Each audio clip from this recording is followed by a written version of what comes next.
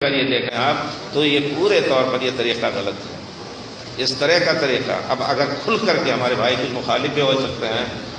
حافظ سعید صاحب آج سے 20-22 سال پہلے آئے تھے، تو اس سے پہلے میں حرم میں بیٹھتا تھا فتویٰ دینے کے لیے کمرے میں حج کے دنوں میں۔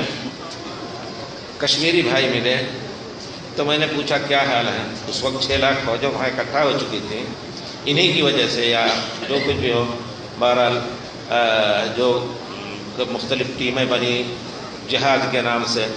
حافظ سعید صاحب سے میں نے جو طیبہ کے لشکر طیبہ کے جو ذمہ دار، ان سے میں نے ایسے بیٹھ کر کے مکے میں کہا کہ دیکھیے آپ جو کر رہے ہیں یہ کچھ یہ غیر شرعی ہے۔ کہتے ہیں ہاں اگر ہم ایسا نہیں کریں گے تو ہمارے نوجوان بجھ جائیں گے، ہمارے نوجوان ضائع ہو جائیں گے۔ ہم نے کہا نوجوانوں کو ضائع کر رہے ہیں آپ؟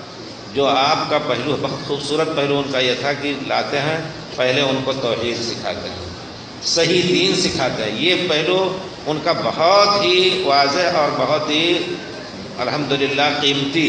ہم نے کہا یہ آپ کام کیجئے، لیکن یہ جو ہے تیار کر کے 2-4-10 کارگل میں بھیجیں اور ہارگل میں بھیجیں، یہ کام صحیح نہیں ہے، کیونکہ یہ شریعت کے یا سنت کے اوپر جب اس میزان پہ جب اس کو رکھتے ہیں ہم تو یہ چیز صحیح نہیں معلوم ہوتی، کیونکہ اس کا نقصان مزید ہوئے گا۔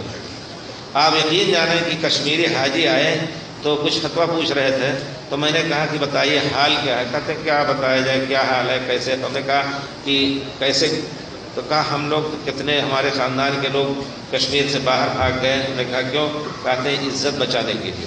کہتے ہیں یہ لوگ ایک بم کسی پر پھینکتے ہیں، کوئی مرا نہیں مرا ان کا فوجی، لیکن اس کے آڑ میں، اس کی آڑ میں آتے ہیں ہمارے گھروں میں، ہماری بیٹیوں کو اٹھا لے جاتے ہیں، ہم کچھ نہیں بول سکتے، اٹھا لے جاتے ہیں پولیس، ایسے صاف کہتے تھے۔ تو ہم نے جب یہ چیز سنی تو ان سے کہا ہم نے، تو آپ اگر وہ سے کسی کی ملاقات ہو ان سے تو پوچھ لے۔ تو انہوں نے کیا کہا؟ ہم نے کہا یہ کچھ ہو رہا ہے آپ لوگوں کی وجہ سے۔ تو کہتے ہیں آخر قربانی تو دینی پڑے گی۔ آج کتنے دن سے کیا کچھ ہوا؟ کچھ فائدہ ہوا؟ نہیں ہوا۔ وہاں کی زعفران زار کھیتیاں سب جل بھن کر کے ختم ہو گئی۔ وہاں کی روٹی بتاتے ہیں، مولانا صوفی نذیر احمد کشمیری کا نام شاید آپ لوگوں نے سنا ہوگا۔ ہم لوگ بنارس میں پڑھتے تھے، چھوٹے تھے، بہت ہی ہم لوگوں سے پیار رکھتے تھے اور بہت کچھ سناتے تھے۔ شاید آپ لوگوں نے سنا ہوگا صوفی نذیر احمد کشمیری کا نام۔ تو کہتے تھے، ایسے ہی مذاق کرتے تھے، کہتے تھے تم لوگ ہماری ایک صاحب تھے، انہوں نے کہا ہم کشمیر سے شادی کرنا چاہتے ہیں۔ میں صرف اس وجہ سے بزرگوں کی ایک بات ہے تو کہہ دیتا ہوں، ورنہ کہتے ہیں تم لوگ جو ہے ہماری کشمیر کی لڑکیوں کو نہیں توڑ سکتے، کامیابی نہیں ہوگے تم لوگ۔ کیوں؟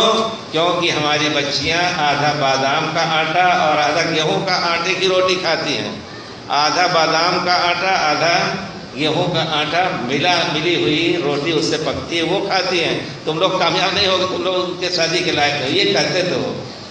اب جو ہے بیچارے اتنے غریب ہو چکے ہیں، ان کی کھیتیاں تو سیب کی، زعفران کی تیار رہتی ہیں، اس پر ایک چھڑکاؤ ہو جاتا ہے سب ضائع۔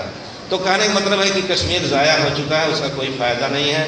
اور جو اکا دکا کام کرتے ہیں، یہ میں اس وجہ سے کہتا ہوں کہ ہم خود ان شیخ سے بات کی، انہوں نے یہی کہا کہ قربانی تو دینی ہوگی، لیکن اس قربانی کا نتیجہ کیا ہوا؟ کتنے نونہال چلے گئے اور پتہ نہیں کچھ واقعات ایسے ہوئے کہ یہ لوگ وہاں پہنچے نہیں پہنچے، لیکن لشکر طیبہ کے نام لگا کر کے اور پکڑے گئے کتنے ہندوستان کے لوگ، کتنے بچے نوجوان پکڑے گئے۔ تو میرے کہنے کا مطلب یہ ہے کہ جہاد اس وقت واجب ہوگا جب کہ طاقت ہو، نہیں طاقت ہے تو اس وقت اس طرح کے اغتیالات جس کو کہتے ہیں، یا یہ کہ دھوکے کے ذریعے سے چند افراد کو مار ڈالنا کسی بھی ملک میں، یہ اسلام کی تعلیمات میں ہرگز نہیں ہے۔ ہم